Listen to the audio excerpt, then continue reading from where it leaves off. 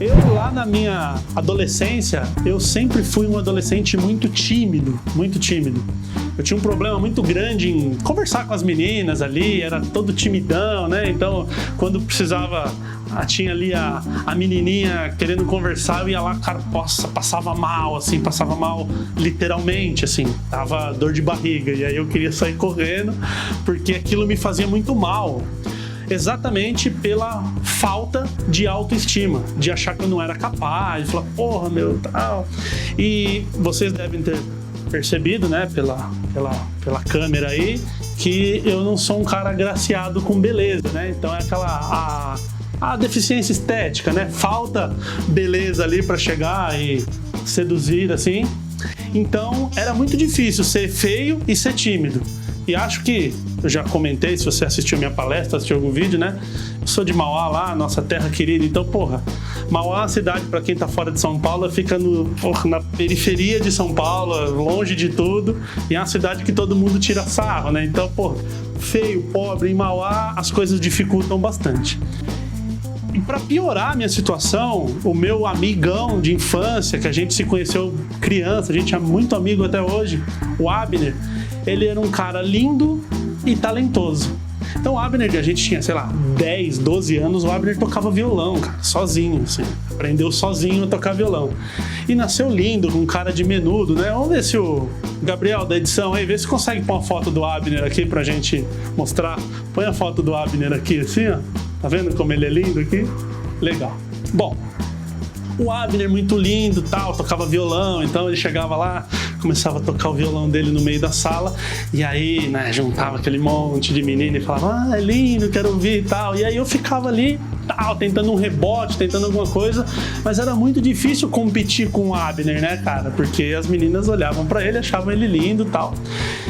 E aí eu comecei a perceber que se eu não conversasse, eu jamais teria condição de conseguir ali o que eu queria, enfim, conversar com as meninas nesse primeiro momento.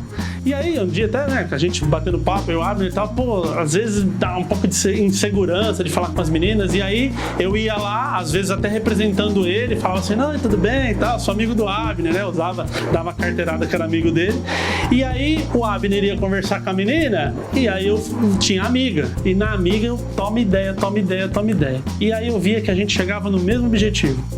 Falei, esse negócio de conversar é bacana. Aí eu comecei, né, cresci, enfim, passei a adolescência e tal, e quando eu fui trabalhar no mercado, eu percebia que eu tinha uma facilidade de convencer as pessoas conversando, porque eu lembrava lá, cara, eu tinha que convencer a menina a ficar comigo, era muito difícil. Eu tinha que conquistar as mulheres no nível hard. Então assim, eu preciso vender um produto. Vou tentar isso aqui. E aí ia lá e tal, e vendia. E eu fui muito bem sucedido na minha carreira na área comercial. Sempre ganhei muito bem, sempre trabalhei em grandes empresas e tal. E eu sempre gostei muito da área comercial. Foi uma experiência fantástica. E por volta de 2012, eu montei uma empresa, e era uma empresa que, legal, chegamos a ter 120 funcionários, e a empresa crescendo, a empresa faturava bem, dava lucro, aquela coisa toda. E essa empresa quebrou no começo de 2015. Quebrou. De um dia para o outro, tinha um só cliente, inclusive... Esse não é um canal de empreendedorismo, mas você empreendedor não tenha só um cliente, que é muito perigoso. Essa empresa só tinha um cliente, esse cliente encerrou o contrato e da noite para o dia a gente quebrou e tinha 120 funcionários para demitir. Então foi aquela loucura, começamos a vender as coisas para poder pagar as rescisões trabalhistas, e a comunicação clara me ajudava a conversar com os funcionários. Então eu chegava e explicava para eles, falava, olha, a gente está numa situação assim, a empresa cortou o contrato, todos vão receber e tudo mais. Então, grande parte desses funcionários, a gente conseguiu fazer todas as negociações de forma amigável devido à comunicação. Então eu acredito que o fato de saber conversar deu muito certo. E alguns desses funcionários acabaram abrindo processos trabalhistas aí na Justiça do Trabalho, porque entendiam que seus direitos estavam sendo ali tolhidos e tudo bem. E aí então eu fui muita audiência, e aí eu precisava ir nas audiências e explicar e tudo mais, tal, sempre com a orientação de um advogado, tudo mais. Só que chegou uma época que a crise ficou tão feia. Essa empresa, para vocês terem uma ideia, ela chegou com uma dívida de 5 milhões de reais. Então já não tinha, assim, cortaram luz, sabe? Chegando numa situação bem complicada financeira. E chegou uma hora que eu tinha que chegar na audiência trabalhista sem advogado, não tinha dinheiro para pagar o advogado, então tinha que ir sozinho lá na audiência e fazer uma defesa contra outro advogado da outra parte que tem conhecimento de leis. Então eu tinha que ir lá fazer a minha própria defesa. E na grande maioria das vezes deu certo. Eu consegui boas negociações, eu consegui fazer o que se esperava e felizmente esse trabalho foi concluído. Eu fiz a negociação com todos os funcionários que ficaram pendentes e a gente conseguiu resolver 100% dos casos. Então, mais uma vez, acreditando o sucesso a uma boa comunicação. E aí, muito legal, tal. E aí, a Veia Empreendedora, montei uma outra empresa. E nessa empresa, eu percebi uma situação assim... funcionários muito bons, muito capazes no que faziam. Aí eu ia no meu cliente para vender e o cliente falava assim para mim: William, eu tô com uma dúvida no RH, na questão da contratação dos funcionários. E aí eu não tinha conhecimento técnico aprofundado para explicar aquilo para o cliente, eu sendo da parte comercial. Eu falava: não, tudo bem, eu tenho um fulano que trabalha na empresa lá, que ele é o responsável do RH, eu vou trazer ele aqui, cara, ele vai te dar explicação disso de trás para frente, você vai curtir muito, o cara manja demais, tal. Legal. Traz o cara aqui. E aí eu levava esse funcionário, chegava lá, o funcionário travava. Ele não conseguia falar. Ele não conseguia explicar para uma pessoa o que ele faz todo dia. E aí a gente saía, o cara falava: pô, William, desculpa, eu não consegui falar. Fala: cara, você é bom, você é profissional, você faz todo dia, por que você não, né? Vamos lá, pô, confia mais em você. Então eu ia mais na motivação com os meus funcionários, para que eles falassem, do que utilizar ferramentas, enfim. E aí eu via que a outra reunião dava certo. Ele já ia se soltando mais um pouquinho, ia se soltando mais um pouquinho. E eu comecei a fazer isso com vários funcionários.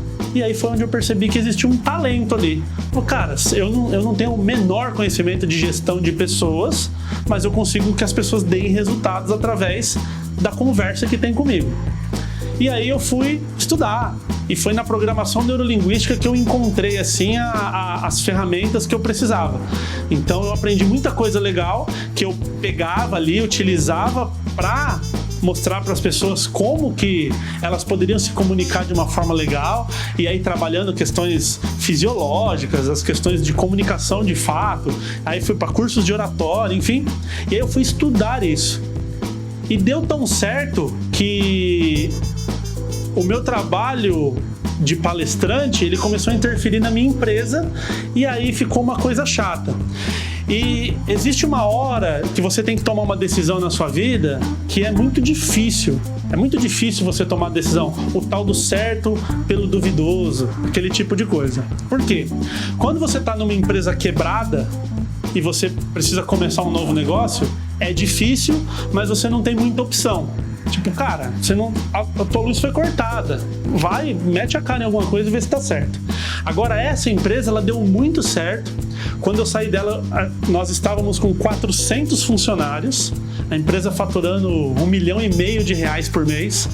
E aí, como que você sai de uma empresa que está faturando bem, que está crescendo, que tem perspectiva de futuro, que tem perspectiva de muito lucro, sabe?